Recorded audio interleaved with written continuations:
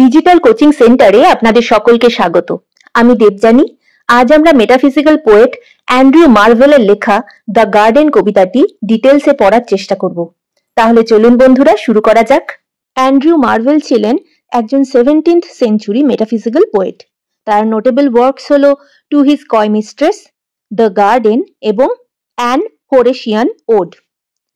The garden কবিতাটি প্রথম publish হয়েছিল পোস্থুমাসলি, মানে কবির মৃত্যুর পরে মিসলেনিয়াস পোয়েমস নামক একটি কালেকশনে 1681-এ কবিতাটি পাবলিশ হয়েছিল। এটি 72 লাইনের কবিতা, 9 অক্টেভে ডিভাইডেড, মানে প্রত্যেকটা স্ট্যান্জাতে 8টা করে লাইন আছে। কবি আয়াম্বিক টেট্রামিটার ইউজ করেছেন। রাইম স্কিম হচ্ছে AA BB CC DD। Themes হচ্ছে innocence of nature, praise of solitude, the dangers of female sexuality. কবি ন্যাচারাল বিউটিকে এক্সটেন্ডেড মেটাফর হিসাবে ইউজ করেছেন, এটা দেখাতে যে কিভাবে ন্যাচারাল বিউটি মানুষকে মন্ত্রমুগ্ধ করে এবং তাদের সঙ্গে তাদের আত্মার যোগ স্থাপন করতে সাহায্য করে।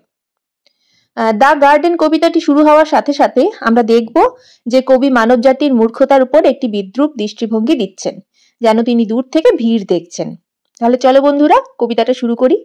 How vainly men themselves amaze to win the palm, the oak or bays. মানুষ কত বৃথা চেষ্টা করে পাম, ওক বা বে গাছের পাতা জেতার জন্য। পাম পাতা হচ্ছে ভিক্টরি বা জয়ের প্রতীক, ওক পাতা হচ্ছে হিরোইজম বা বীরত্বের প্রতীক, আর বে পাতা হচ্ছে পোয়েটিক ট্যালেন্টের প্রতীক।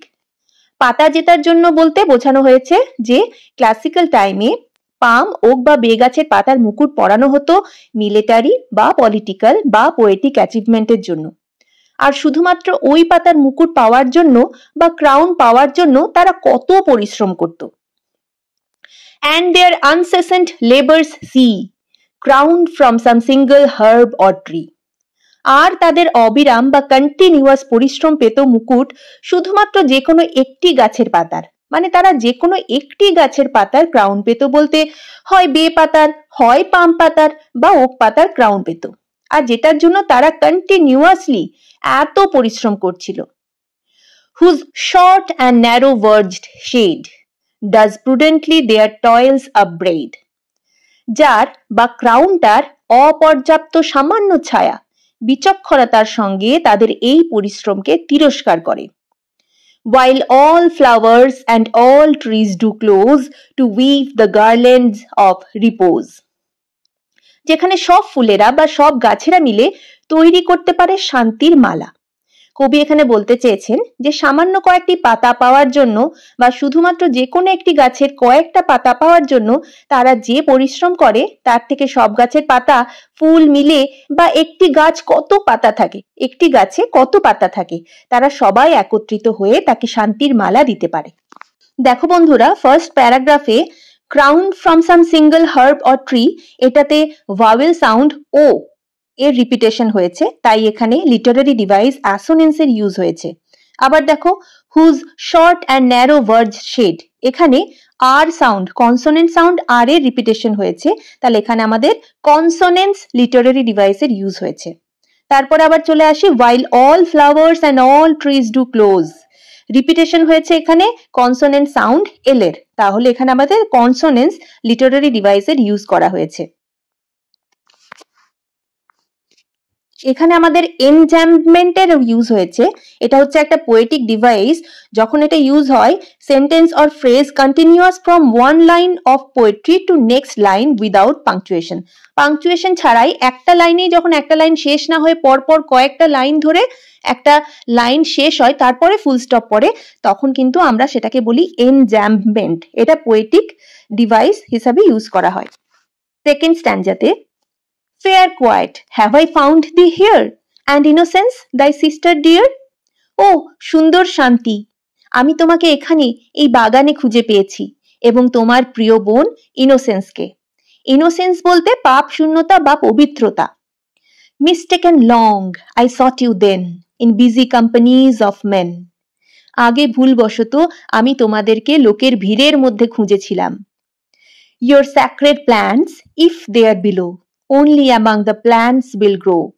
কিন্তু তোমাদের পবিত্র উদ্ভিদ অর্থাৎ কোয়াইটনেস এবং ইনোসেন্সের উদ্ভিদ ইফ হেয়ার বিলো অর্থাৎ নিচে এই পৃথিবীতে যদি থেকে থাকে তাহলে সেগুলো এই গাছগুলোর মধ্যেই বেড়ে উঠবে বা পাওয়া যাবে, তাছাড়া আর কোথাও পাওয়া যাবে না। Society is all but rude to this delicious solitude.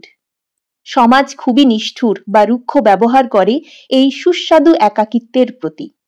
এখানে সলিটিউডটা পজিটিভ ওয়েতে দেখানো হয়েছে, এখানে এই সলিটিউডটা কবি পেতে চান।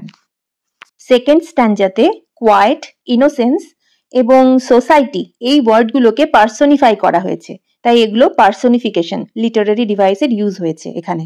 No white nor red was ever seen so amorous as this lovely green. এই বাগানের সবুজের মতো টকটকে ফ্যাকাশে চামড়া বা লাল ঠোঁট আর কেউ দেখেনি।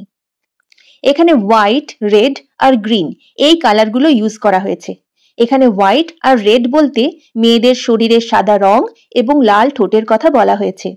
বাগানের সবুজ রঙের মতো প্রেমময় কোনো সাদা বা লাল রং দেখায়নি, বা বাগানের সবুজ রংটাই যেন সব থেকে সুন্দর বা আকর্ষণীয় এই সব সাদা চামড়ার মহিলাদের থেকে বা তাদের লাল ঠোঁটের থেকে। ফন্ড লাভার্স ক্রুয়েল অ্যাজ দেয়ার ফ্লেম। আসক্ত প্রেমিকেরা ক্রুয়েল অ্যাজ দেয়ার ফ্লেম মানে তাদের ভালোবাসার আগুন যতটা উগ্র বা প্রখর ঠিক তেমনই নিষ্ঠুর তাদের স্বভাব। Cut in these trees their mistresses name. কেটে কেটে লেখে তাদের প্রেমিকার নাম বা প্রিয়জনের নাম এই গাছগুলোতে। Little alas they know or heed how far these beauties hers exceed. হাই, তারা জানে না বা লক্ষ্য করে না যে গাছগুলো তাদের মহিলাদের চেয়ে অনেক বেশি সুন্দর। হার্স বলতে এখানে তাদের প্রেমিকাদের কথা বলা হয়েছে, যে গাছের সৌন্দর্য তাদের প্রেমিকাদের থেকেও অনেক বেশি, তা তারা লক্ষ্য করে না বা জানে না।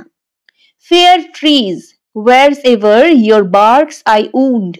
সুন্দর গাছ, আমি যদি তোমার ছালের উপর ক্ষত দিই বা খোদাই করি, no name shall but your own be found, তবে সেগুলো কেবল তোমারই নাম হবে, কারণ তোমার থেকে সুন্দর আর কেউ নেই, তুমি সব থেকে বেশি সুন্দর, তাই যদি আমাকে নাম খোদাই করতেই হয় তোমার ছালের উপরে বা তোমার গাছের উপরে, তাহলে আমি তোমার নামটাই লিখব। When we have run our passion's heat, love hither makes his best retreat. যখন আমরা আমাদের কাম ইচ্ছা বা আবেগের উষ্ণতা শেষ করে ফেলি, ভালোবাসার পুনরুদ্ধার সব থেকে ভালো এখানে হয়। অর্থাৎ ভালোবাসার আগুন যখন আস্তে আস্তে নিভে যেতে থাকে, তখন আমরা আবার এই বাগানে বা প্রকৃতিতে ফিরে আসি সেই ভালোবাসার পুনরুদ্ধারের জন্য, এবং এখানেই সেই পুনরুদ্ধার সব থেকে ভালো হয়। The gods that mortal beauty chase still in a tree did end their race. ভগবানেরা যারা মর্টাল বিউটি বা হিউম্যান ওমেনকে পছন্দ করেছেন বা পাওয়ার চেষ্টা করেছেন, তাদের সেই চেষ্টাও গাছেই এসে শেষ হয়েছে। Apollo haunted Daphne so only that she might laurel grow. এখানে তিনি দুটো এক্সাম্পল দিয়েছেন। এখানে ভগবান অ্যাপোলোর কথা বলা হয়েছে, যার ডেফিনিকে ভালো লেগে গেছিল। তিনি ডেফিনিকে পেতে চেয়েছিলেন, কিন্তু ডেফিনি তার কাছ থেকে বাঁচতে চেয়েছিল। সেই বাঁচার জন্য সে নিজেকে একটি লরেল নামক উদ্ভিদে পরিণত করে। And Pan did after Syrinx speed, not as a nymph but for a reed. এবং প্যান নামক ভগবান সাইরিংস নামক পরীকে পেতে চেয়েছিলেন, কিন্তু সেও তার কাছ থেকে বাঁচতে চেয়েছিল, এবং তার কাছ থেকে বাঁচার জন্য সে নিজেকে একটি রিডে বা জংলি উদ্ভিদে পরিণত করেছিল। এখানে কবি বলতে চেয়েছেন যে এমনকি ভগবানরা নিজেদের ভালোবাসাকে মর্টাল রূপে পেতে পারেননি, তারাও তাদের ভালোবাসাকে পেয়েছিলেন গাছে বা উদ্ভিদের মধ্যে। স্ট্যান্জা 4-এ কিন্তু আমরা দুটো মাইথোলজিক্যাল রেফারেন্স পাচ্ছি, তাই এখানে লিটারারি ডিভাইস অ্যালিউশনের ইউজ করা হয়েছে। What wondrous life in this I lead. কি গৌরবময় জীবন আমি এই বাগানে বাস করি। Ripe apples drop about my head. আমার মাথার কাছে বা চারপাশে পাকা আপেল পড়ে। The luscious clusters of the vine upon my mouth do crush their wine. Lucius মানে সুস্বাদু বা রসালো আঙুরের গোছা আমার মুখের উপরে তাদের রস দেয় বা তাদের রস নিংড়ে দেয়। এখানে কবি বলতে চেয়েছেন যে আঙুরের গোছাগুলো এতটাই কাছে আছে তার যে সেগুলো নিজে নিজেই তার মুখের কাছে রস নিংড়ে দিচ্ছে। The nectarine and curious peach into my hands themselves do reach. নেকটারাইন মানে পিচ ধরনেরই একটি ফল। নেকটারাইন এবং কৌতূহলী পিচ ফল নিজে নিজেই আমার হাতের কাছে পৌঁছে যায়। মানে কবি এখানে বোঝাতে চেয়েছেন যে ফলগুলো এতটাই কাছে আছে যে উনার হাতের কাছে নিজে নিজেই পৌঁছে যাচ্ছে। Stumbling on melons as I pass, ensnared with flowers, I fall on grass. আমি হাঁটতে হাঁটতে তরমুজের উপর হোঁচট খাই, আমি ঘাসের উপর পড়ি, অর্থাৎ তিনি কোনো শক্ত জায়গায় পড়েন না, হোঁচট খেয়েও তিনি নরম ঘাসের উপর পড়েন, আর ঘাসে পড়ার পরে চারিদিকে যে ফুল আছে সেগুলো ওনাকে ঘিরে ফেলে। মানে কবি এখানে দেখাতে চেয়েছেন যে তিনি বাগানের যে ফল বা ফুল আছে সেগুলো কিভাবে তিনি এনজয় করছেন। Meanwhile the mind from pleasureless withdraws into its happiness. এতক্ষণ তো কবি ফিজিক্যাল হ্যাপিনেস এনজয় করছিলেন, কিন্তু এই ফিজিক্যাল হ্যাপিনেসেও তার মন শান্ত নয়। তার মনের জন্য এই হ্যাপিনেসটা অনেক কম পড়ে যাচ্ছে, তাই সেই মন নিজেরই আনন্দের মধ্যে আবার ঢুকে পড়ে বা সংকুচিত হয়ে যায়। মন বাগানের হ্যাপিনেসের বাইরে বেরিয়ে নিজের যে একটা হ্যাপিনেস আছে সেখানে চলে যাচ্ছে। The mind, that ocean where each kind does straight its own resemblance find. মন একটি মহাসাগরের মতো, যেখানে ভূমিতে বসবাসকারী বা থাকা প্রতিটি প্রাণীর বা জিনিসের প্রতিরূপ বা কপি রয়েছে। Yet it creates, transcending these, far other worlds and other seas.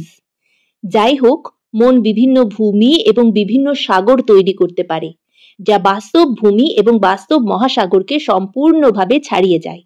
অর্থাৎ মন বাস্তবতার বাইরে গিয়ে নিজের কল্পনার মাধ্যমে অন্য অনেক জগৎ তৈরি করতে পারে বা সৃষ্টি করতে পারে। Annihilating all that's made to a green thought in a green shade. Annihilating মানে বিলুপ্ত করে দিয়ে বা শেষ করে দিয়ে সব কিছু চিন্তা বা পুরাতন চিন্তা যেটা কবির মন তৈরি করেছিল, সেই যেই চিন্তাভাবনা নিয়ে কবি এই বাগানে প্রবেশ করেছিলেন, সেই সব কিছু শেষ করে দিয়ে কবির মনকে ফ্রেশ করে দেয়। কিসের জন্য? একটি সবুজ চিন্তার জন্য বা গ্রিন থটের জন্য, মানে একটা নতুন এবং পজিটিভ থটের জন্য, যেগুলো তিনি ভাববেন এই সবুজ পাতার ছায়ায়। শেড বা ছায়া তো কালো হয়, কিন্তু এখানে গ্রিন বলা হয়েছে সবুজ গাছের ছায়া বোঝানোর জন্য। মানে কবির মন পুরো ফ্রেশ হয়ে গেছে এবং তাকে একটি সুযোগ দিচ্ছে নতুন করে ভাবার জন্য। 6th প্যারাগ্রাফে একটা মেটাফর ইউজ করা হয়েছে, মাইন্ডকে ওশানের সঙ্গে কম্পেয়ার করা হয়েছে। Here at the fountain's sliding foot or at some fruit tree's mossy root. এখানে ঝর্ণার পিছলযুক্ত জায়গায় বা কিছু ফল গাছের শ্যাওলাযুক্ত শিকড়। Casting the body's vest aside, my soul into the boughs does glide. আমার আত্মা একটি পোশাকের মতো আমার শরীরকে ফেলে দিয়ে ডালে ডালে উড়ে চলে যায়। There like a bird it sits and sings, then wets and combs its silver wings. সেখানে একটি পাখির মতো সে বসে এবং গান করে, তারপর তার রূপালী ডানায় শান দেয় এবং আঁচড়ায়। Until prepared for longer flight, waves in its plumes the various light. একটি দীর্ঘ যাত্রার জন্য প্রস্তুত হওয়ার জন্য অপেক্ষা করার সময় এটি তার প্লিউমস বা পালকে দিয়ে বিভিন্ন আলোর রশ্মির সাথে খেলা করে। মানে সে তার পালক দিয়ে বিভিন্ন রশ্মির আলো আসছে সেগুলো দিয়ে সে খেলা করে। দেখো 7th স্ট্যান্জাতে অনেকগুলো লিটারারি ডিভাইস ইউজ করা হয়েছে, যেমন ধরো ফাউন্টেন্স স্লাইডিং ফুট, তারপর ফ্রুট ট্রিজ মজি রুট, এগুলো সব ইমেজারি ইউজ করা হয়েছে, যেগুলো ইমেজারি বলতে visually descriptive or figurative language. তারপরে দেখো সোলকে বার্ডের সঙ্গে তুলনা করা হয়েছে, এখানে তোমার সিমিলি ইউজ হয়েছে। 8th স্ট্যান্জাতে দেখো, such was that happy garden state while man there walked without a mate. এই বাগানটাও ওই রকমই আনন্দদায়ক পরিস্থিতিতে ছিল যখন মানুষ সেখানে হেঁটেছিল কোনো সঙ্গী ছাড়াই। মানে এখানে ইডেন গার্ডেনের কথা বলা হয়েছে, যখন অ্যাডাম সেই বাগানে একাই ছিল। মানে তিনি বলতে চাইছেন যে ইভ আসার আগে অ্যাডাম অনেক বেশি খুশি ছিল। আবারও এখানে মাইথোলজিক্যাল রেফারেন্স নেওয়া হয়েছে, তাহলে এখানে আমরা বলতে পারি অ্যালিউশন লিটারেরি ডিভাইসের ইউজ করা হয়েছে। After a place so pure and sweet, what other help could yet be meet? এত পিওর এবং আনন্দদায়ক একটি জায়গা অনুভব করার পরে কারোর আর কিসের প্রয়োজন হতে পারে? মানে কবির মতে আর কিছু প্রয়োজন হতেই পারে না। But it was beyond a mortal's share to wander solitary there. হায়, ইডেনের নির্জনতার মতো এত বড় আনন্দ যে কোনো মানুষের নাগালের বাইরে। মানে কোনো মানুষের কপালে এত আনন্দ থাকতেই পারে না যে সে একা বাগানে বা ইডেনে একা ঘুরুক। Two paradises it were in one, to live in paradise alone. এখানে কবি বলতে চেয়েছেন যে অ্যাডাম যখন ওই প্যারাডাইসে বা ইডেনে একা থাকতো, তখন ও একসাথে দুটো প্যারাডাইসে বা হেভেনে থাকছিল। দুটো প্যারাডাইস কি? একটা হচ্ছে ও তো নিজেই একটা হেভেনের গার্ডেনে আছে, ওটা একটা প্যারাডাইস। আর একটা প্যারাডাইস হচ্ছে ও একা থাকতো, ওর একাকিত্বটা হচ্ছে আর একটা প্যারাডাইস। কবি এখানে সলিটারিনেসকে প্যারাডাইসের সঙ্গে তুলনা করেছেন। ওর কাছে কোনো পার্টনার ছিল না বা রিলেশনশিপে থাকার যে প্রবলেম, সেগুলো থেকে অ্যাডাম ফ্রি ছিল। কবির কাছে সলিটারিনেসটাও একটা প্যারাডাইসে থাকার মতোই বা খুবই আনন্দের। 9th স্ট্যাঞ্জা। এখন আবার লাস্ট স্ট্যাঞ্জায় তিনি স্বর্গের বাগান থেকে নিজের মর্তের বাগানে ফিরে আসছেন। How well the skilful gardener drew of flowers and herbs this dial new. এখানে তিনি বলতে চেয়েছেন যে বাগানের মালিক কতটা দক্ষ যে এই ফুল আর গাছরা দিয়ে একটা ডায়াল বানিয়েছে বা একটা সান ডায়াল বানিয়েছে। Where from above the milder sun does through a fragrant zodiac run. এখানে উপর থেকে মৃদু বা অনুগ্র সূর্য, অর্থাৎ যে সূর্যের আলো খুব একটা প্রখর নয়, এই ডায়ালটার উপর পড়ে এবং সময় বলে। প্রচুর গাছপালা আছে তো, তাই সূর্যের আলোটা ডাইরেক্ট হয়তো ডায়ালে পড়ে না, তার জন্য সূর্যের প্রখর আলোটা এই ডায়ালের উপর পড়ে না, সেটাই বলা হয়েছে। And as it works, the industrious bees computes its time as well as we. যখন এই ঘড়িটি কাজ করে, পরিশ্রমী মৌমাছিরা সময় গণনা করে বা সময়ের হিসাব করে, যেমনটা আমরা করি। অর্থাৎ কবি বলতে চেয়েছেন যে এই ডায়ালটি দেখে আমরা যেমন সময় বুঝতে পারি, ঠিক তেমনই পরিশ্রমী মৌমাছিরা সময় বুঝতে পারে এবং তাদের কখন কি করতে হবে, মানে কখন ফুলে গিয়ে রস সংগ্রহ করতে হবে বা কখন ফিরে আসতে হবে, সেটা তারা বুঝতে পারে। How could such sweet and wholesome hours be reckoned but with herbs and flowers? সর্বোপরি গাছপালা এবং ফুল দিয়ে তৈরি সানডায়াল ছাড়া বাগানে কিভাবে এমন মিষ্টি এবং সতেজ সময় কাটানোর হিসাব করা যেতে পারে? এখানেই আমাদের কবিতা শেষ হচ্ছে। দেখো, তার আগে দেখে নেব যে বিজ ওয়ার্ককে, এই 9th স্ট্যাঞ্জাতে বিজ ওয়ার্ককে টাইমের সঙ্গে তুলনা করা হয়েছে, তাহলে এখানেও কিন্তু একটা মেটাফর ইউজ করা হয়েছে। আর একটা জিনিস আমরা জেনে নিলে আমাদের ভালোই হয় আমার মনে হচ্ছে, যে ক্রিটিক ফ্র্যাঙ্ক কারমোড কি বলেছেন দেখো তো। The way in which a distaste for women is established throughout the garden, মানে মহিলাদের প্রতি অরুচি এই যে পুরো কবিতাটাতে যেভাবে দেখানো হয়েছে। For Marvell there is no room for women in the garden. Women are seen as the enemy throughout the poem and set in contrast to the pleasures of nature. Marvell establishes that the removal of women in the garden is necessary in order for the serene innocence of the garden to survive.